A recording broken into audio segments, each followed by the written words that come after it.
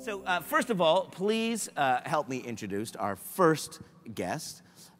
She is the CMO for Microsoft Canada. Please welcome Cheri Chevalier. Cheri, come on up.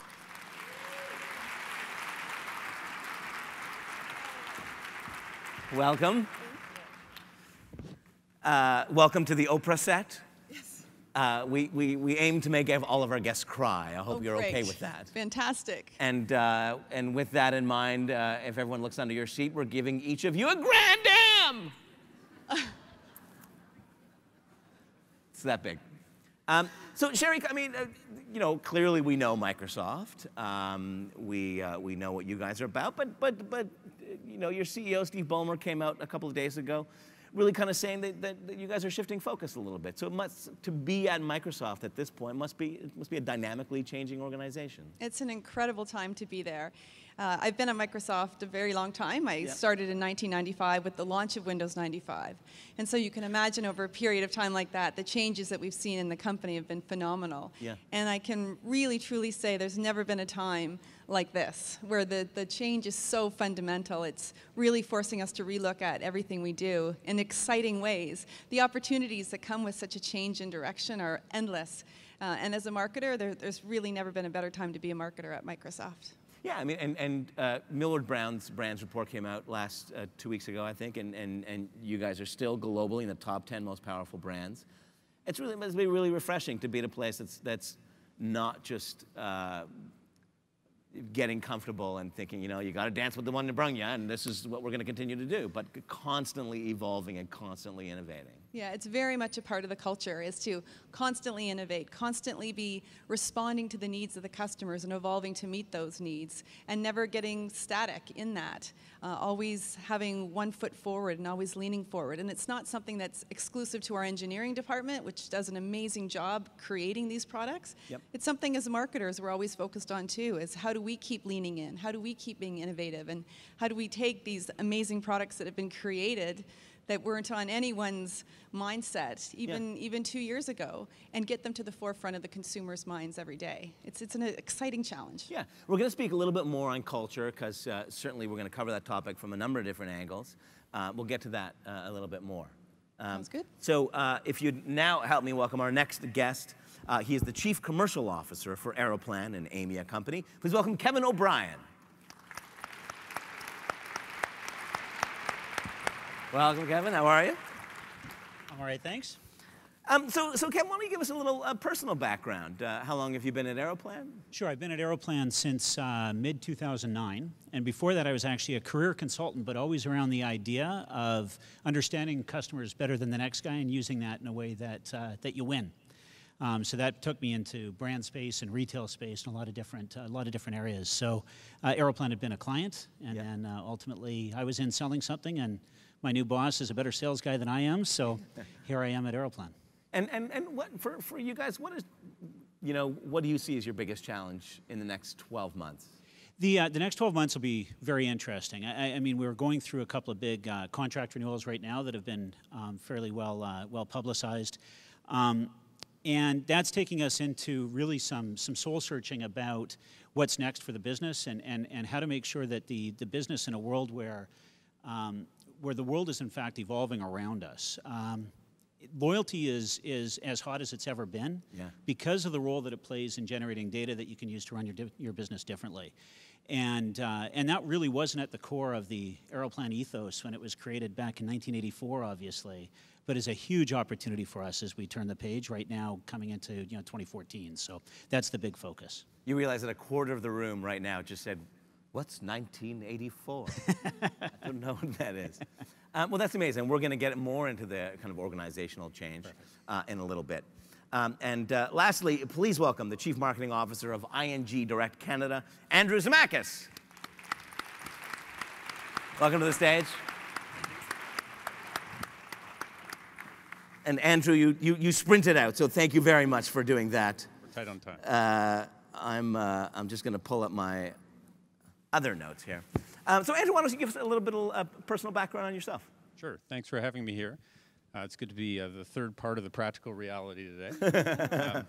I'm the CMO for ING direct, and I've been there for about 2 years, and love it.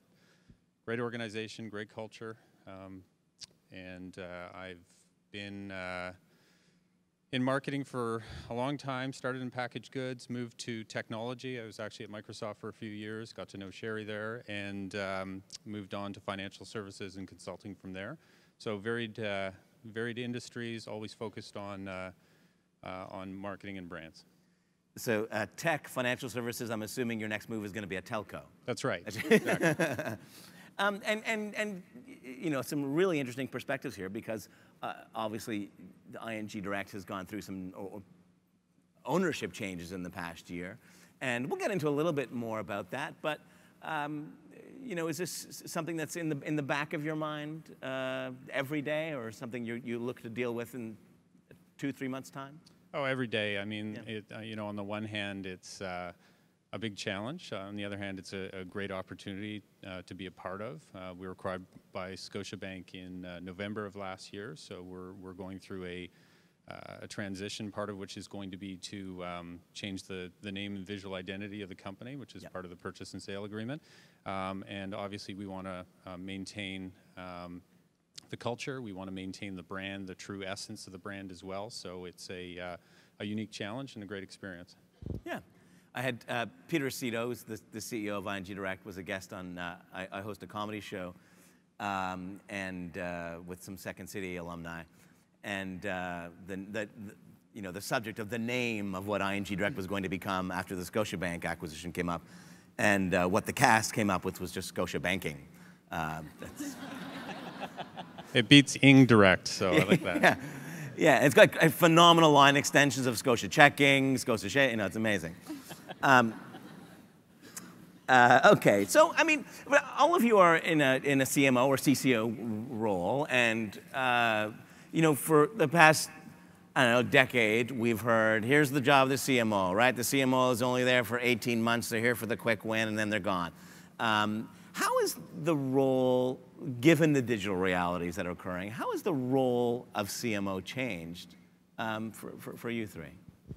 I think it's exciting to really look at how the disciplines evolved overall and the impact that that has, not just for us as CMOs, but I think for the entire organizations that we work with every day, the marketing divisions and organizations within companies.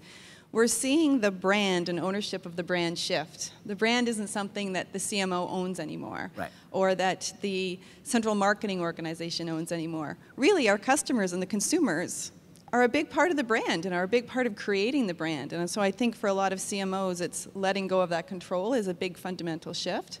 And how do you still try to direct the brand in an environment where the brand is so infused by the feelings of other people, right, especially through social media? Right. I think that's been one Those one other huge people being change. your customers, right? Our customers and our competitors all have equal voice. That's what's exciting about social media, is that everyone has equal voice, and everyone therefore has impact on the brand. And so it's a big challenge, I think, for marketers to try to wrap their heads around that and try to control that, or at least direct it in a positive way. Yeah. Now, Kevin, how has that changed that kind of consumer ownership of the brand? How has that changed the day-to-day activities of the CMO?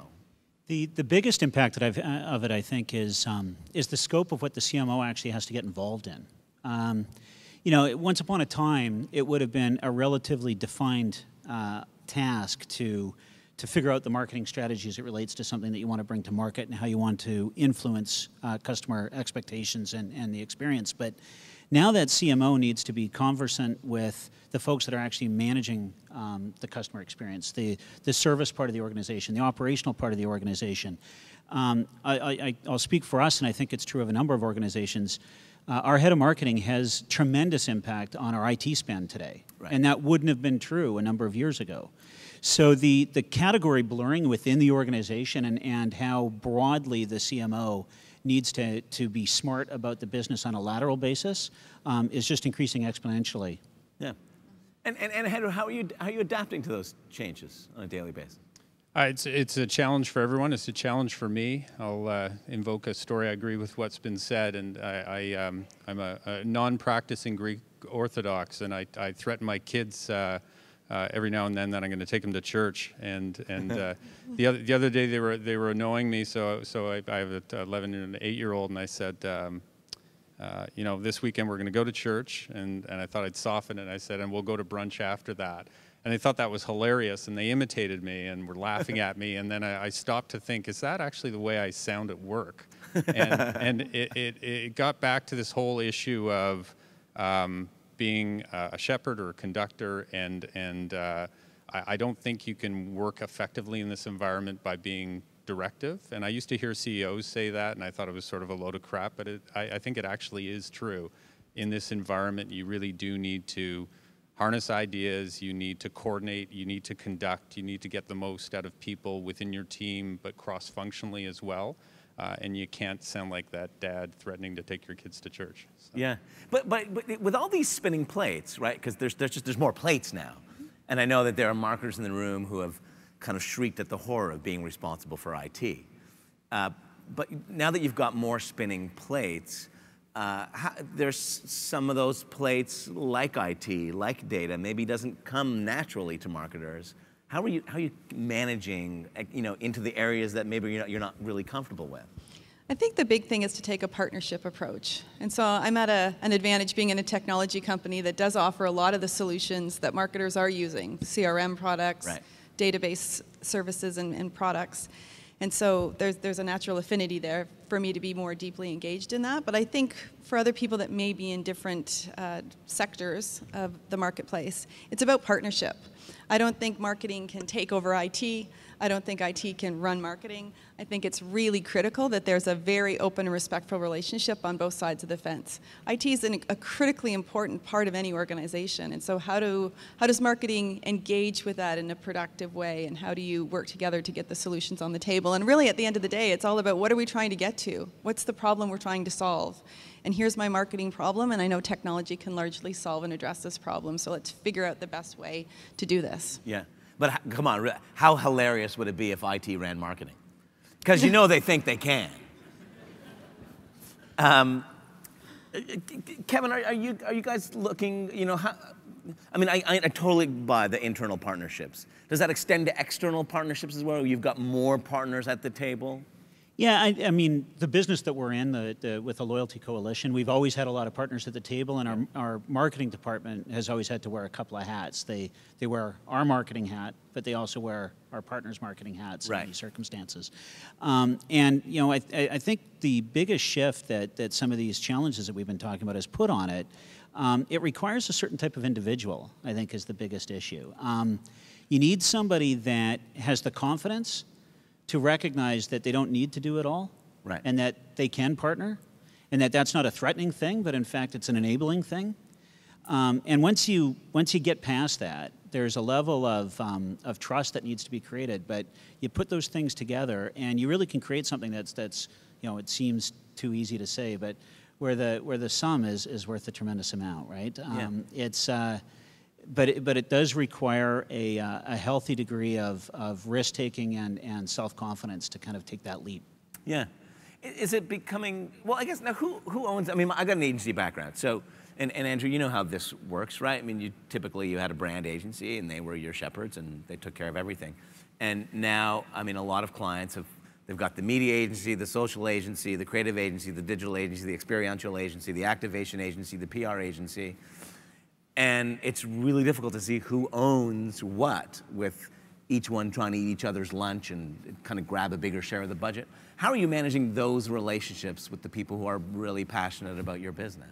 I think there's two things with that. The first is to really understand what competencies you want to have in-house. So for example, for us, analytics is a key competency, and we make limited use of partners for that, whereas on the creative side, on the digital side, and so forth, we've got a best-in-breed sort of approach that you just described. Yeah. And so the second point is making sure that collaboration, the ability to collaborate, is absolutely a foremost capability on the part of your agencies. And I think often we tend to explore and screen for more technical or creative competencies, but that's one that can get overlooked in this sort of environment. So it's absolutely paramount. Yeah. And yeah, I jump on that as well. That I think what you've described too, when you're dealing with that best of breed, one of the things that we struggle with sometimes is we have to be really, really crisp on what it is we want to stand for, so that the various best of breeds don't actually take on too much strength in that discussion, and you end up with something that actually feels disjointed or incoherent. And you've got to invest a lot of time to be sure that you've distilled down your essence to something that can be clearly defined through these best of breeds, because you don't have the advantage of the integrated agency that's going to have that voice carry through on your behalf. Right. Right, Cheri? I think the partnership that I was speaking to earlier internally is really critical externally as well. So we're in a very similar position where we do have a lot of different agencies of records that have niche specialties, and that's the reality of business. Yep. And it's critical that they're able to work together and leverage, and I think it all comes down to a very tactical thing, and that's clarity around roles and responsibilities. Who's doing what, and being really clear and upfront with your agencies out of the gate. This is the piece I need you to own, and here's the connection points. And you all have to play nice in the sandbox, and you all have to bring it back that way, just as we are internally. So when I think of internally, we talked about IT and marketing merging, but I look at a discipline like PR as well. And with the emergence of social media, PR and marketing are really merging. And those lines are getting blurry internally and externally. And so it's something that I think all marketers are really grappling with today. Yeah, and Andrew, you spoke about kind of keeping data in-house. Is social something that you feel you should keep in-house as well? Largely, and we're trying to think, as probably many people here are, we're trying to think of social as broadly as possible in terms of social business. And for us, that means obviously brand engagement and activities around that, but it also means servicing clients and ensuring that we mitigate crisis situations, but also collaborate internally on social platforms too. So I think you need capabilities and resources in-house, but the space is changing so quickly that having partners and having the impartiality of a partner, I think, is very important in that space as well. And you're blessed with having a CEO who's very socially savvy and certainly believes in social. Huge part of it. Huge part of it. Yeah. Now, with that, there's been some new people added to the marketing mix. So the role of community manager, that career didn't exist 5 years ago. There's no school program for it. There's no one to train them. It's not like they've got a mentor internally that if you're an experienced community manager, you've been doing it for 8 months. How are you mentoring and kind of making sure that those people are doing what they should do and are inspired enough to grow into the role that has really just been created? It's a really interesting role, to your point about that being so new, but it's so critical because the community managers largely are your brand, and they're representing your brand, and how they show up in the social sphere is really impactful and can be really impactful. And so I think when we think of the community managers that we have in-house, it's making sure that they are people whose personal brands align to the corporate brand. Right. Are these people that are going to show up in the way that we want our brand to show up because they're just intrinsically aligned to that? Right. So I think that's a really important thing. And then in terms of the overall training and community, I view them as communicators. And so while this is a new medium, communicators can really apply their art to that medium in a way. And so I think people that have that gift of writing and that competency in communications can really easily transition into that new community manager role. Yeah. It's a really exciting role, and it's a face of the company and part of the brand extension that's really critical and becoming a critical part of the mix. Yeah. Andrew, how do you balance that freedom and letting them kind of do what they've been brought on to do with the realistic constraints that many of them are young? It's the new kind of junior marketing position or entry-level marketing position. How do you ensure that they're communicating on behalf of the brand and not taking pictures of themselves licking tacos? Not that ING Direct sells tacos, please. But how do you balance that management with freedom? It's a challenge. I mean, if we're talking about internal communities, obviously all organizations and in financial services, I think it's critical that you've got guidelines, you've got controls in place to manage it. you know, need to make sure that people really understand the brand and the essence of the brand, and they can speak in the voice of the brand. If we're talking about communities externally, I think a big piece of it is to actually treat them like people, even though we're interacting. What? Yes. You revolutionary. Even though we're interacting with them primarily online, we'll invite them to offline events that we'll have, and we'll try to get to know them and just ensure that, again, they really understand the brand, and that's clear. And then after that, there's a huge trust factor, no question. Yeah. Kevin, are there bad habits of marketing departments that are tough to shake? I think the biggest one is just the flexibility and collaboration. I would come back to that. It's the idea that they actually can't control it the way they used to be able to control it. Yeah. And that requires an adaptation and a different mindset that wasn't there. And so that's the advantage, actually. You talk about the community managers, some of the younger people. They don't come in with that same mindset, right? They come in with an acceptance that the world is kind of an uncontrollable place. Right. And so you want to foster that and actually take advantage of that for a cultural change more broadly within the marketing area. Right. Nice. I want to speak to a little bit about we've a couple of people have raised this relationship with IT, and well, I don't know, how has that relationship changed? I mean, it's a little different for you, Cheri, given your robust internal resources for that. But Kevin or Andrew, and how has that relationship changed with IT? If you look at our business today, we don't have any physical reality, right? It's a virtual business. And it used to be that a big part of that virtual business was through things like contact center agents and things like that. And then through our partners' physical presences. And now, virtually all of our interactions with our members is through the website and through our app and, through all these other channels that you use to communicate. That's required a level of interaction between IT and marketing. It's not that you sit down at the beginning of the year and say, here's your marketing plan, right, and here's the IT implications of that, right? The biggest thing is the level of ongoing collaboration and synchronicity that's required between those two groups. And in fact, we've put a position in place that is kind of the commercial translator, if you will, between those two organizations. It's a ex-IT person that speaks marketing, and you could also call her an ex-marketing person that speaks IT, because she's lived in both worlds, and that's a tremendously important role in our company. And there's 8 of them in the country. Yeah, it's pretty rare. Yeah.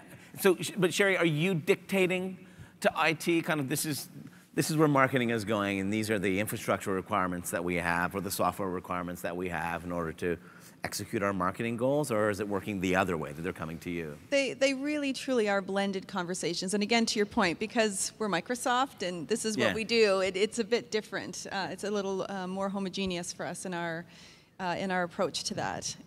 It goes back to partnership. It goes back to really focusing on the outcomes of what you're trying to get and having people understand. And I'm actually finding that a lot of IT are open to learning about the new space and where this is evolving to. And there are certain aspects of IT that I don't want to have to worry about. I don't want to have to worry about security. I want to know that IT's got that, and I don't have to worry about that. Right. It's same as productivity. I don't want to have to worry about productivity. That's an IT thing, and that's great. And so I still think there are very distinct areas of responsibility between the two. I think the blend is very unique and very interesting and very powerful, actually. And I think it's an exciting opportunity for people on both sides of the fence to lean together. And we learned a lot earlier today with the speakers around creativity happening when there's 2 different disciplines or 2 different things mixing that really weren't meant to mix before. Right. And so I view this as a similar opportunity. There's 2 fundamentally different disciplines that we never naturally saw coming together, and that's sometimes where the magic happens on both sides. Yeah, it's like David Usher as a public speaker. What? It's great. It works. I mean, we talk about reinventing yourself, and it's a phenomenal example, I think. But let's speak to that about creativity. Given David delivered a great keynote on that.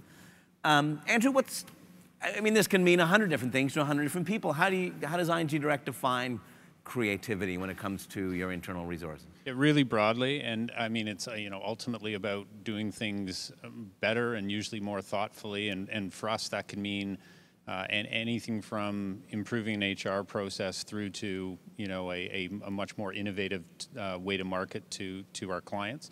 So we try to define that spectrum as broadly as possible, and then have platforms and tools to bring creativity and innovation to the fore. We have something called the Orange Spark, which is essentially an internally crowdsourced innovation platform that we curate ideas from. We encourage dialogue around those ideas. We rate those ideas, and then we try to commercialize those ideas. So for us, it's both of those things. It's about defining the creativity and the innovation spectrum broadly so that it's multifunctional and everyone across the organization can participate in it, and then having the tools that can sort of systematize that too.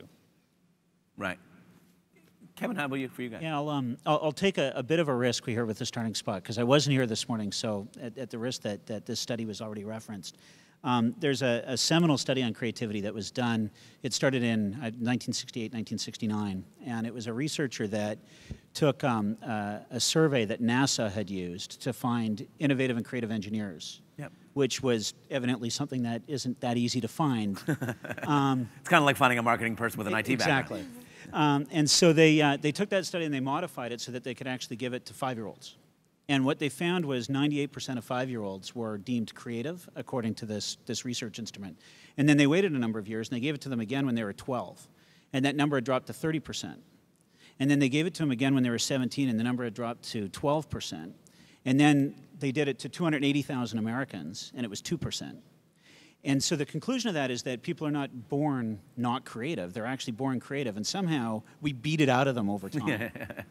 And you know, one TPS report at a time. Exactly. And so we you know, similar to ING, the approach that we've tried to take to it is it's not enough. Like, if I'm a terrible golfer, if you gave me a set of golf clubs and said, go to hole 6 at this course and I'll give you $100,000 for every hole in one you hit, it wouldn't cost you any money.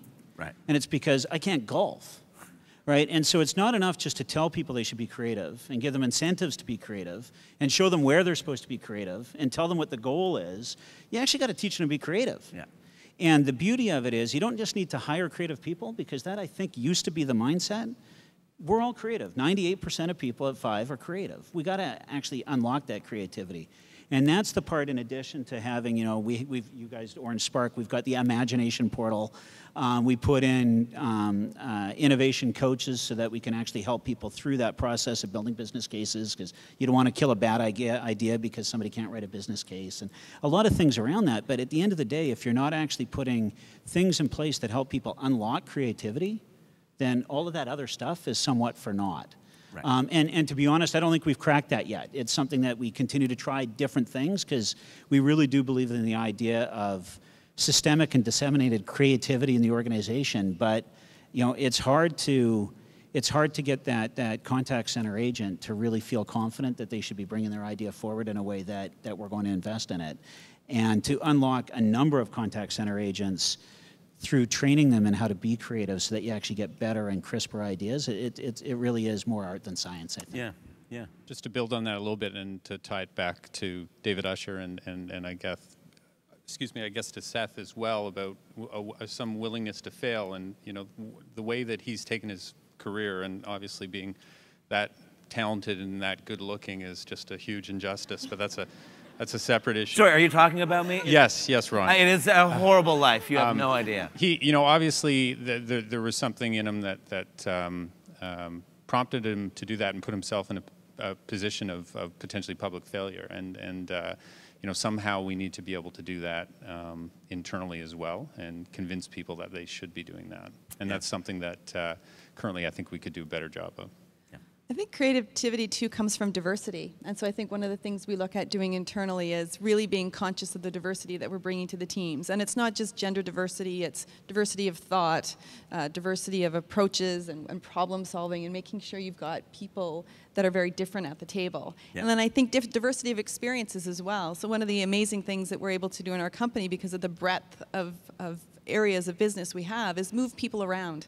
Take someone from Xbox and put them on SQL Server. Take someone from Dynamics CRM and put them on Outlook.com. Just move and shake and really give people the opportunity to be in environments that are different, carry their discipline with them, carry their core marketing discipline with them, but shake things up around them, and I think sometimes that's what fosters creativity as well. Yeah.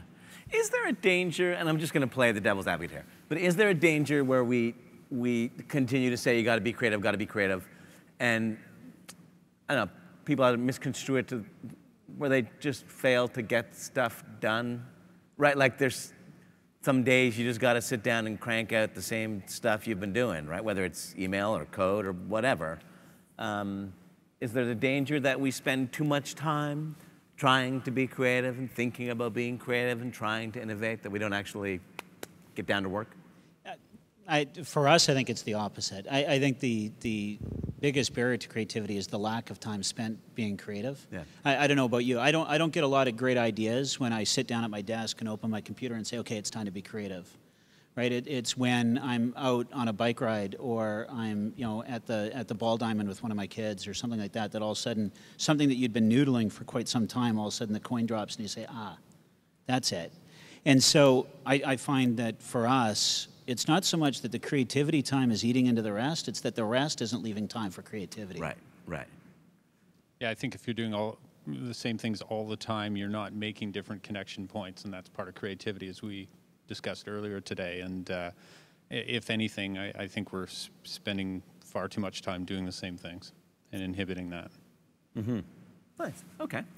I want to talk a little bit, and it's kind of building on creativity, but there's a notion that's been getting a lot of play that large organizations and marketing organizations should think like tech startups.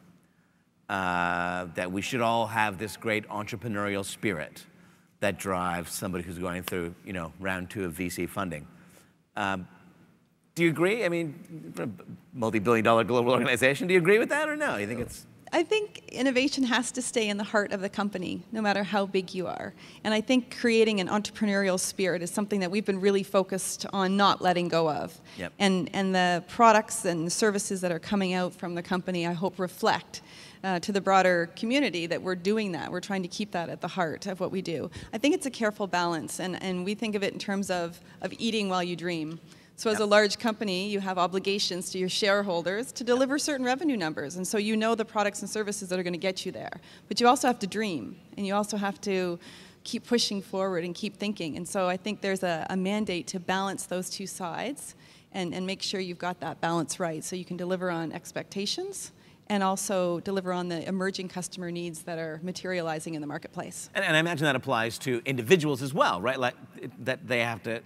Was it eat while you dream? Eat while you dream. That for their own careers, whether in a marketing department or not, that they should spend a little bit of time dreaming about where they're taking this whole thing. Absolutely. Yeah. And be okay being uncomfortable, because the dreaming part can be comfortable, and letting go some of the old ways of doing things can be uncomfortable. Yeah. But that's okay. Yeah.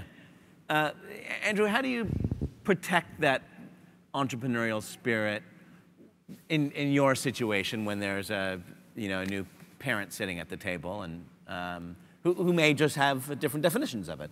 Yeah, there's a piece in the publication that I think everyone got that is by our CEO talking about being an underdog, and I think we still view ourselves as an underdog, and we're the soundbite a colleague of mine used recently was, we don't think of ourselves as a bank. We think of ourselves as marketers and IT people who are trying to disrupt banking still. And so I think if you frame it in that way, you remain in a certain way a startup, or at least you've got the ethos of a startup. And then I think there's other things. There's other cultural aspects or cultural touchstones in terms of open working environments to facilitate collaboration, in trusting people with flexible benefit plans or whatever those sort of granular areas are that I think were a good part of the entire tech boom that we should try to maintain and nurture. But the reality is, and I think Cheri touched on this, typically a startup is trying to commercialize a value proposition. The reality is many organizations that we're in have good value propositions. It's how can you stay hungry and how can you think like a startup so that you can become better. Right, right.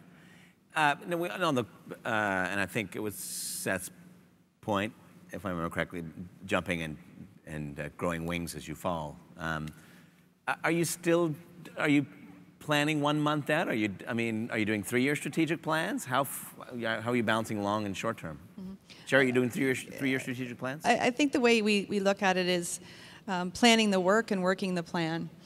You can plan the work, but you don't know what's around the corner. Three quarters away is a long time away. And I think in all of our industries, things fundamentally just are shifting in general so quickly. But you have to have a map, and you have to have a direction, and you have to be comfortable shifting that direction. So I think of the image that was used earlier today of the airplanes. If the airplane's not quite coming in right, you don't go back and start all over again. You adjust as you're flying. Or skiing is another analogy I think of, where you ski with your knees bent. And I think as marketers, that's what we need to do. We need to ski with our knees bent, and we need to be able to adjust the plane as we fly. Yeah. Kevin, how long are you planning at? The vision we set is actually a fair way off. Yep. The vision that I'm working against right now is actually kind of 6-7 years out. And it seems impossible, actually, in a lot of ways to say, how could you possibly do that? But it's because we've defined it in a way that is actually about the role that we want to play in our members' lives and, the position that we need to have in order to achieve that. How we get there is going to change dramatically over the next 6 or 7 years. So I would never be able to take our vision and turn it into a 7-year plan that becomes a 1-year plan. But as long as you've got that and you've actually thought it through well, you can self-correct as you come along. It's a little bit like when you're learning to drive. You learn not to look at the end of the hood. You look down the road, and you kind of self-correct as you go on an automatic basis. And now I see what I've been doing wrong by the extremely high insurance rates I pay. Now,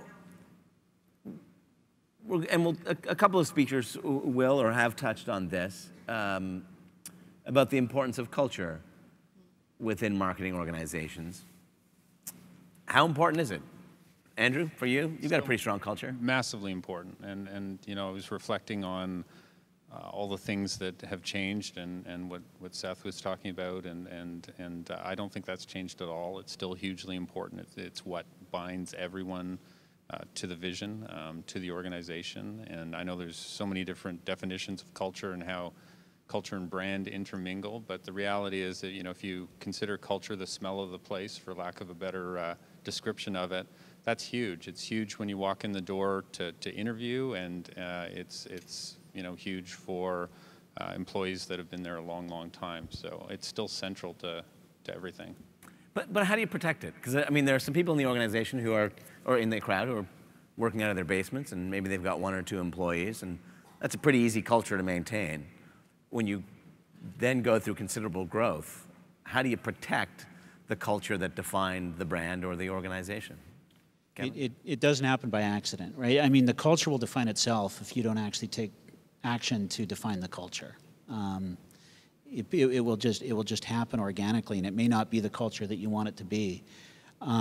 So we spend a lot of time actually really paying attention to the things that either undermine or reinforce the cultural attributes that we want to have. We're very crisp on, what are the values, and they're not just, words on a page. They actually are values because we think they're important to the business's success, and that becomes part of how we screen people on the way in.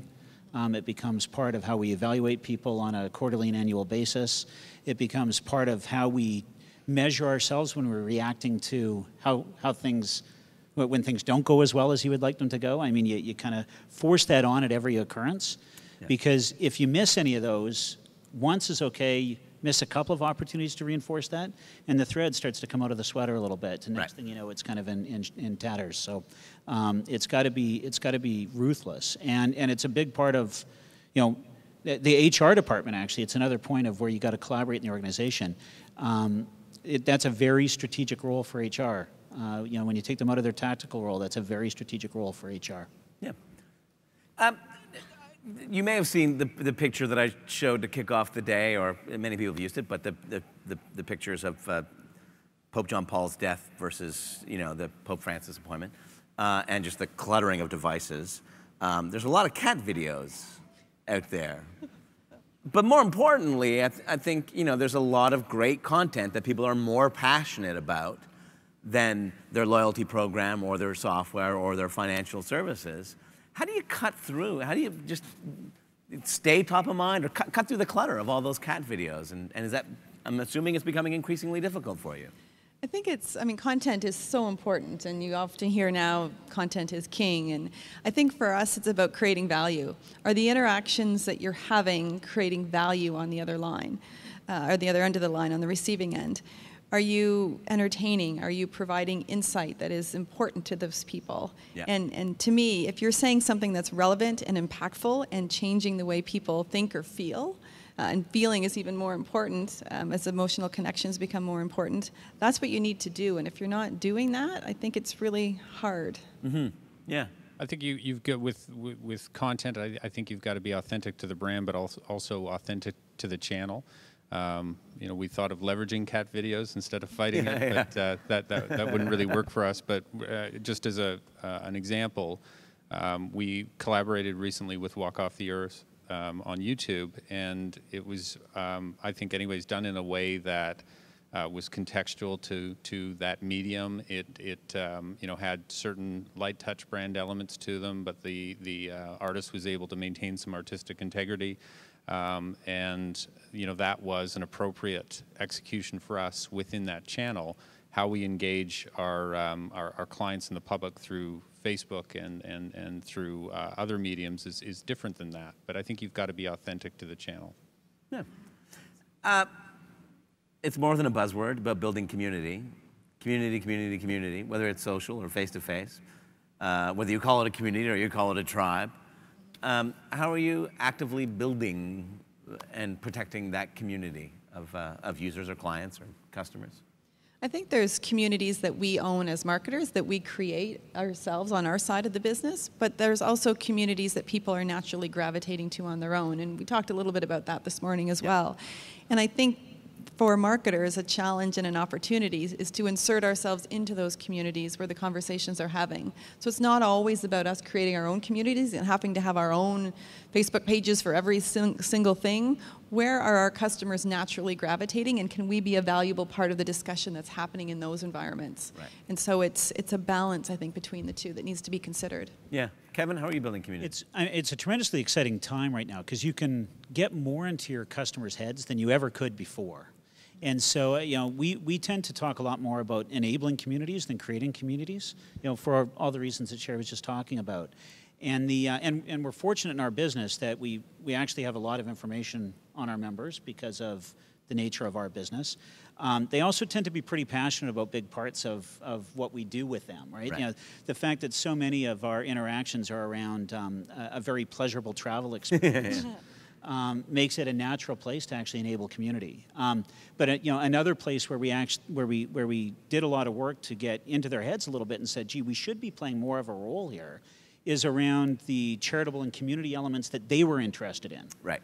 And so, for example, we created this whole automated portal where they can actually nominate charities that they want to have Aeroplan miles go towards, market that to their communities. We don't make any money in any of that. All we're doing is just facilitating a bunch of miles going towards a cause that they care about. Right. But in that, we've played a very important enabling role that helps them create a community. And it could be something as simple as about getting Aunt Ethel to her heart surgery in England. But that's a cause that they care about that we help make happen. And that became possible because we're able to get deep into what was important to them. Yeah. Andrew, are there specific, is there specific social data that you think is more important than others, or that you guys track on a daily, monthly basis?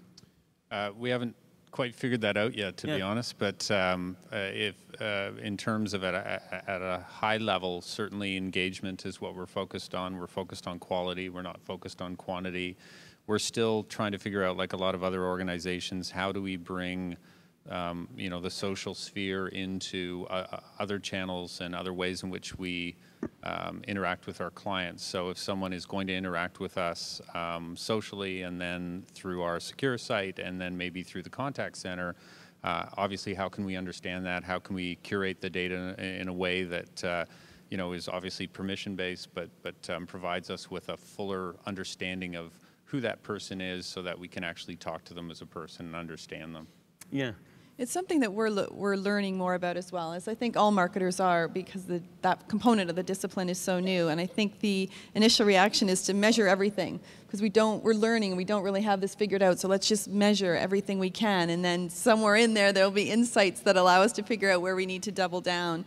I think it's really important to try to step back as best as we can as marketers and really understand, though, is this data going to allow us to action something? Right. Are we actually going to do something fundamentally different because we have this data?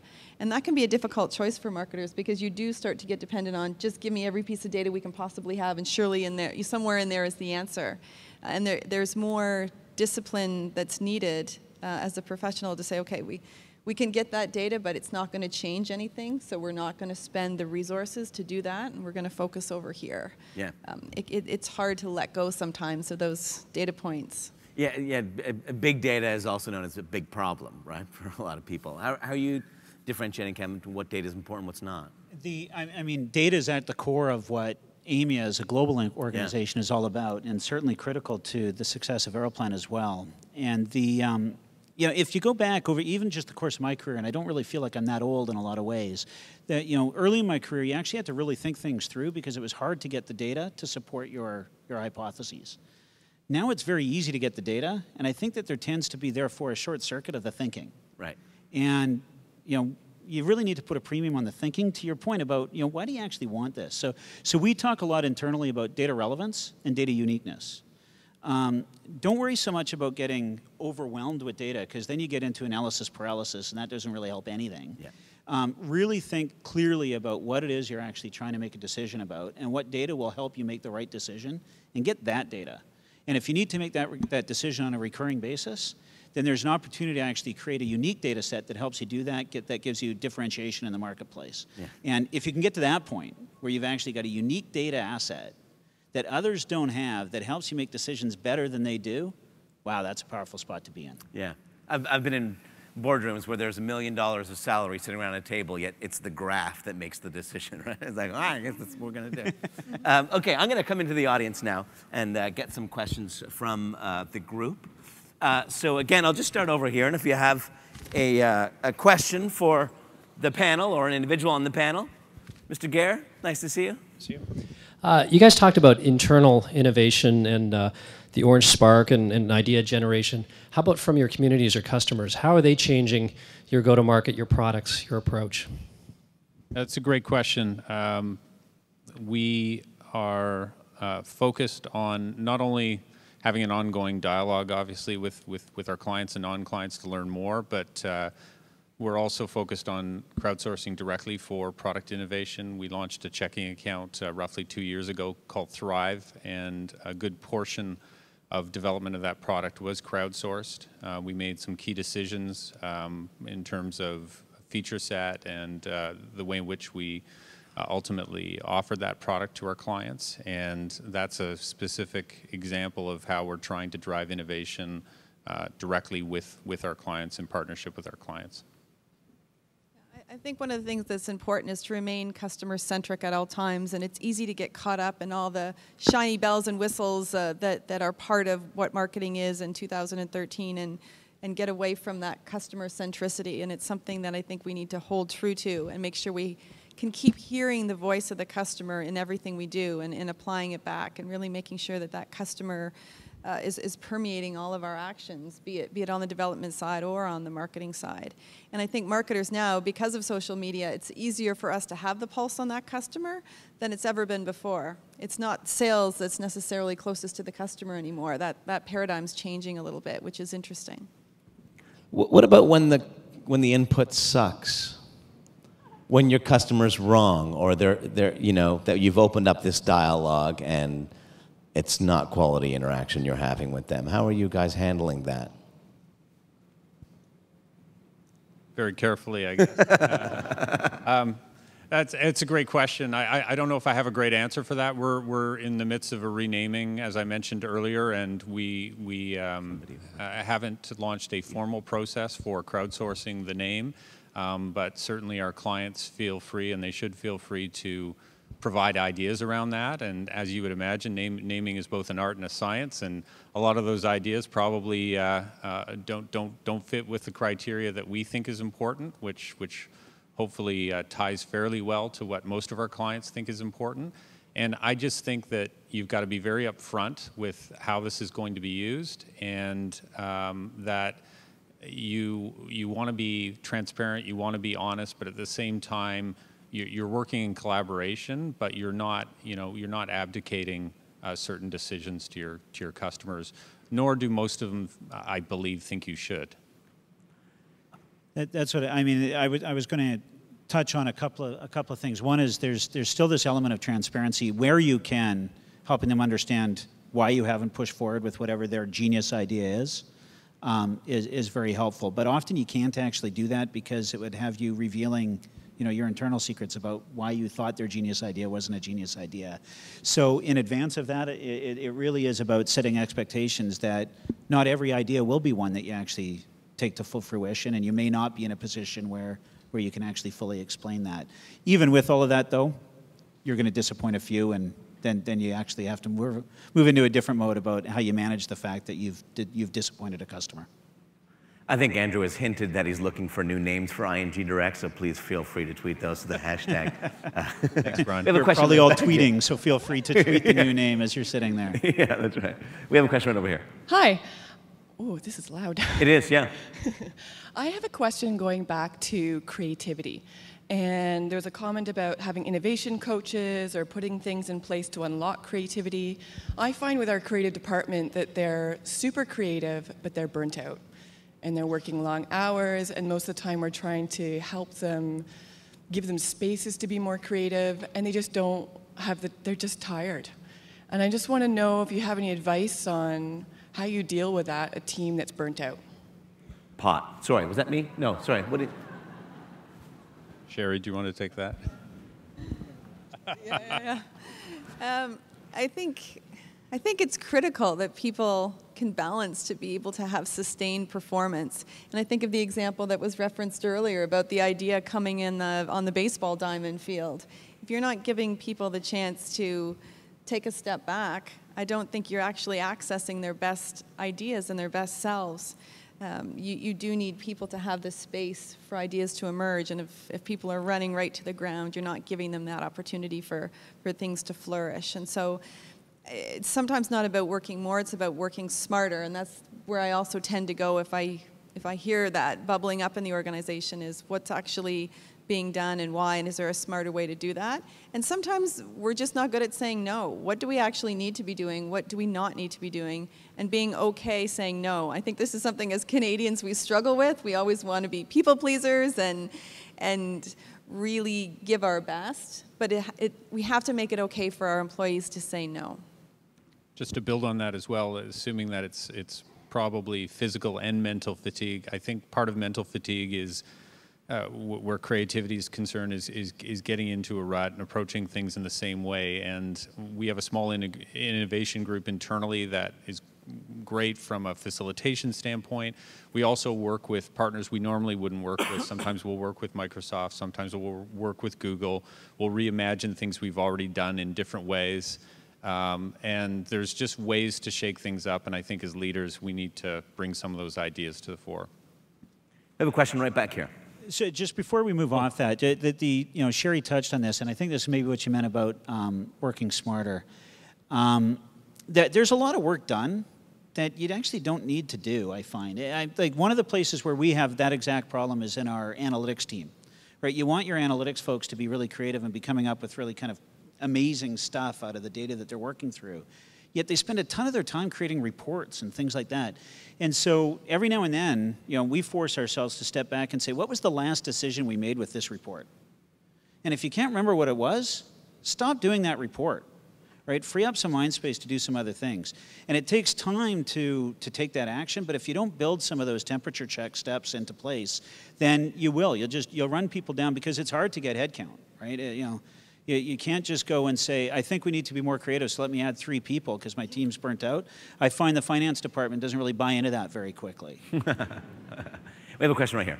Hi, my question is for Cheri.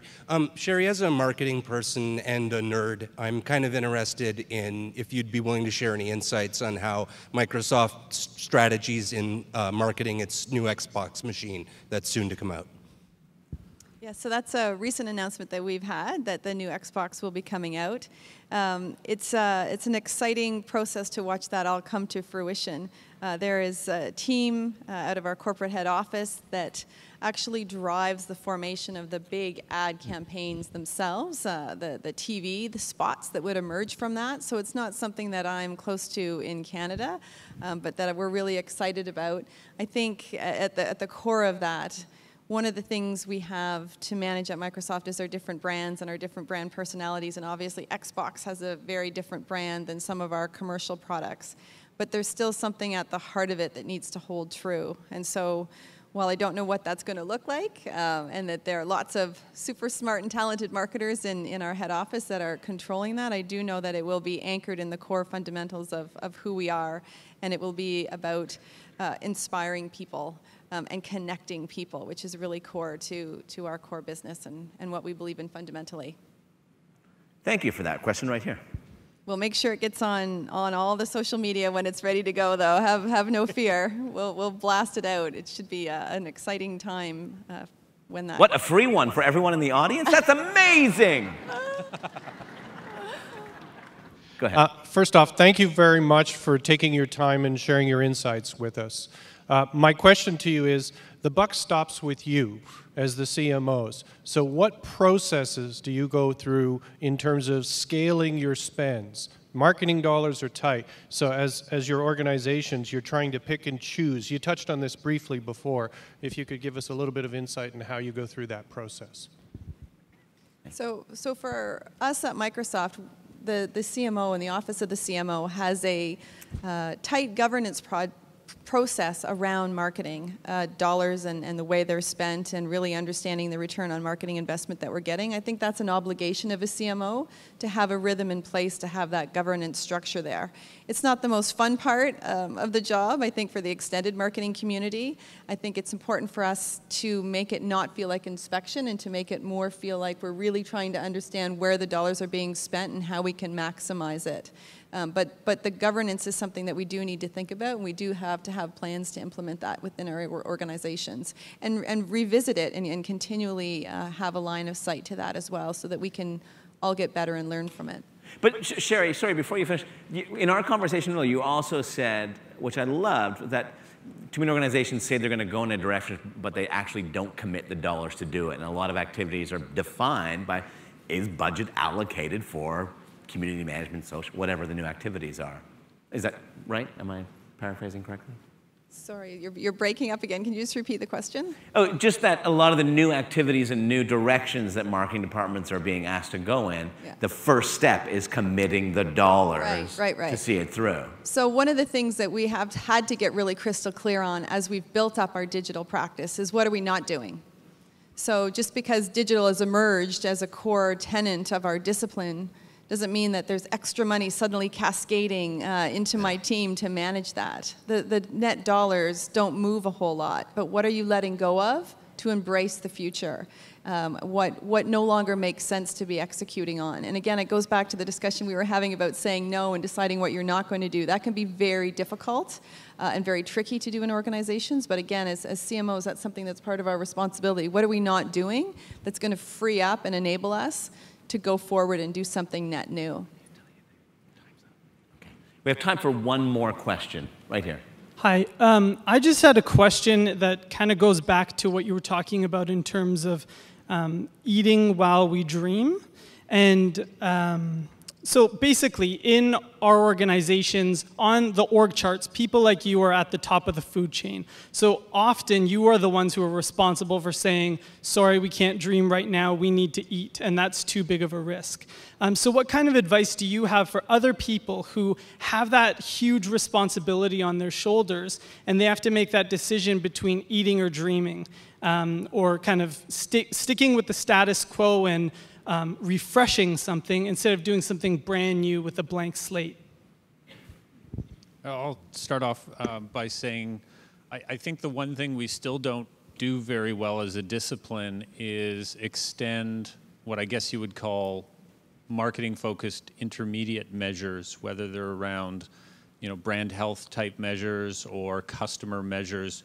We still don't do a great job, at least in my experience, of extending those through to really what the CFO cares about in terms of business results. And I think for us to be able to translate dreams into practical business plans that the organization is going to rally around, if those are initiatives that we're championing, we have to take it all the way through, ultimately to cash flow, as difficult as that can be sometimes. And then beyond that, if there are ideas that are so disruptive that we don't even have a clear understanding of, quite frankly, how to do that, I think it's part of our role to be visionary and to get the C-suite on side, and in particular the CEO, so that they can buy into it. And hopefully you've got a CEO that is visionary enough to accept the fact that, as the saying goes, not everything that can be measured is valuable, et cetera, and accept the fact that there's some valuable things that cannot be measured, and you need to pursue those in tandem too. A bunch of people just tweeted the et cetera part of it. Yeah. And maybe, what happens when you can't remember the quote? A related answer to that too is I can tell you, because the marketing department is one of the departments reporting into me, and there's a couple of things that we try to do. One relates actually back to Cheri's point on the previous question, which is I'm not a huge fan of the idea of me allocating a marketing budget to the marketing department and then saying, figure out how to spend it. I'm a much bigger fan of the marketing department coming to me and saying, here's what I need in order to achieve these 3 core objectives that we've got next year. And they make, to your point, Andrew, the business case as to why those are the right way to spend our money. And in doing that, they better make sure that we're not doing some of the other things that we used to do. On the other hand, that's not going to cover off that real skunkwork stuff, because you're not going to be able to make the business case. So I'm also a fan of cheating a little bit and putting some money aside that allows you to actually invest in some stuff that, frankly, is a little bit spurious in its validity on the surface, because some of that stuff might be pretty cool. And the trick that we try to play as we do that is we've got a process that we have internally that allows us to try to kill bad ideas early, but still lets them see the light of day. It's kind of back to the old precept of fail fast. Yeah. Have a stage gate that you can fail fast, but that doesn't kill things before you actually have a chance to kick it around a little bit. Yeah, that's great. Well, thank you to all 3 of you. Those were absolutely wonderful insights. Canadian relevance. Thank you very much. Thank you. Thanks.